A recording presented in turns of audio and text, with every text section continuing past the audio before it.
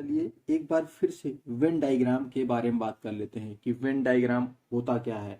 Venn diagram pictorial representation बताता है किसी भी सेट के ऑपरेशंस की या फिर इंडिविजुअल सेट की भी। बेटा फिर से सुनिए, वेन डायग्राम होता क्या है। वेन डायग्राम एक पिक्टोरियल रिप्रेजेंटेशन बताता है किसी भी सेट के ऑपरेशंस की या फिर इंडिविजुअल सेट की भी। अब वेन डायग्राम में करते क्या है, वेन डायग्राम में हम लोग एक रिक्टेंगल कंसीडर करते हैं। क्या कंसीडर करते हैं? एक रिक्टेंगल कंसीडर करते हैं। ठीक है, एक रिक्टेंगल कंसीडर कर लिए।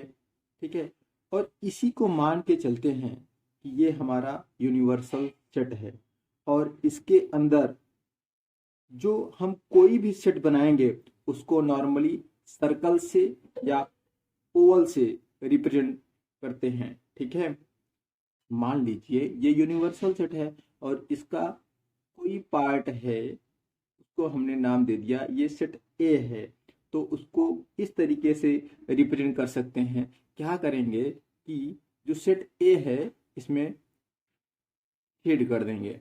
ठीक है, क्योंकि यूनिवर्सल सेट है और ये हमारा सेट है। ठीक है, तो हमें कैसे पता लगेगा कि ये सेट है, तो उसको क्या करेंगे, इसको हैचिंग कर देंगे। अब क्वेश्चन ये होता है कि अब अगर मैं बोलूं कि मुझे वो वाला पार्ट बताना है जो सेट ए में नहीं है। अरे भैया, जो सेट ए में नहीं है वो कहाँ मिलेगा? वो तो भैया यूनिवर्सल सेट में ही मिलेगा और इसी बाउंड्री के अंदर ही मिलेगा।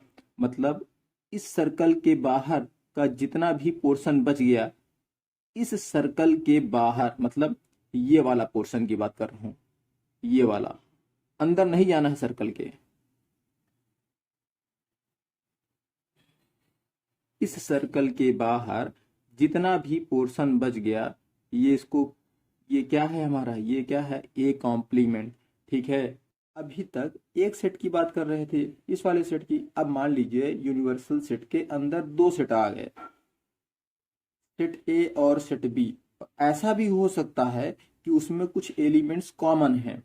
तो मान लीजिए ये यूनिवर्सल सेट है, सेट ए बना दिया, सेट बी बनाऊंगा, उसमें कुछ एलिमेंट्स कॉमन है।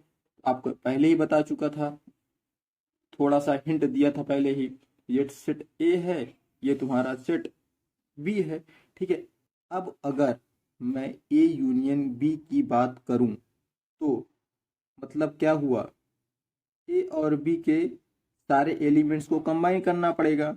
लो भैया, ए और बी के सारे एलिमेंट्स को हमने कंबाइन कर दिया। कैसे पता लगेगा ए यूनियन बी है? सर आपने बताया सेट कर दीजिए।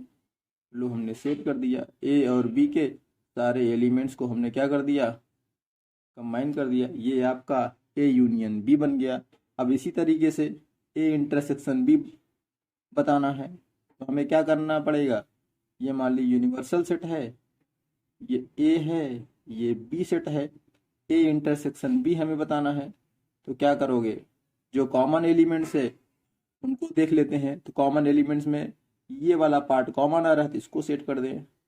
ये तुम्हारा क्या बन गया, ए इंटरसेक्शन बी बन गया। अब मैं इसी तरीके से ये पूछूं कि आपको ए यूनियन बी का कॉम्प्लीमेंट बताना है। मतलब इसका मतलब क्या है, ए यूनियन बी का कॉम्प्लीमेंट, हमें यूनिवर्सल सेट में से क्या हटाना पड़ेगा, ए यूनियन बी के सारे एलिमेंट्स हटाने पड़ेंगे। मतलब ये फिगर कुछ ऐसा बनेगा आपका, ये वाला ये बन गया, ये बन गया, ये ए है, ये बी है।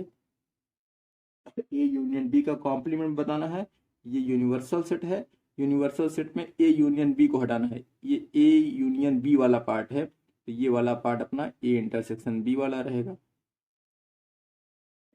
ये जो शेड में किया बेटा, यही ए इंटरसेक्शन, ये जो मैं शेड किया यही ए यूनियन बी का कॉम्प्लीमेंट है। ठीक है, अब इसी तरीके से ये पूछा जा सकता है, ए इंटरसेक्शन बी का कॉम्प्लीमेंट आप क्या बताओगे, यूनिवर्सल सेट में से ए इंटरसेक्शन बी को माइनस कर दो, तो आप क्या बताओगे कि सर ये आपका एक यूनिवर्सल सेट है।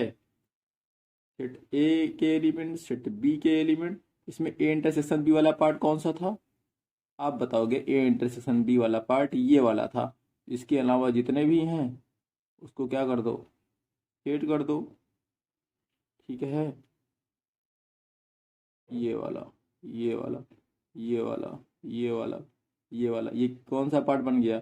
ये ए इंटरसेक्शन बी का कॉम्प्लीमेंट। ध्यान ये देना है, देखो हमने जो कॉमन है उसको शेड नहीं किया, यूनिवर्सल सेट में से ए इंटरसेक्शन बी को हटा दिया। ठीक है,